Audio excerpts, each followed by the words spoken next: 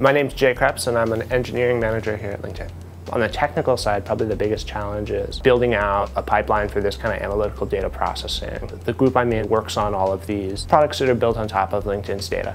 And so we have no real infrastructure support for that. And so it was kind of a big empty slate, and we've done a lot, but there's still a lot left to do. And then of course, as you're working on these things, the site itself is growing, so the problem gets harder. By the time you finish the project, it's a harder problem than you set out to solve.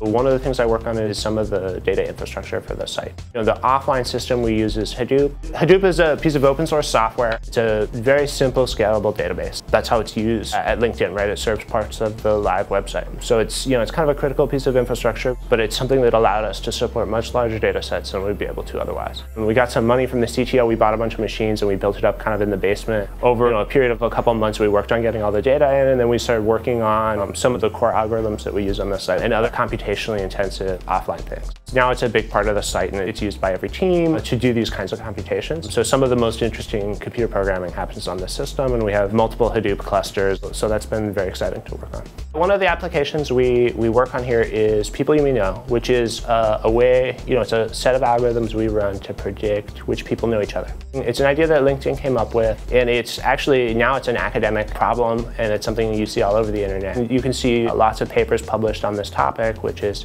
if you have a social graph, how can you predict which people know each other? And it's a very deep problem that people have worked on for literally years now to make it work well. For these projects, we try and come up with something at least a little bit interesting to call them.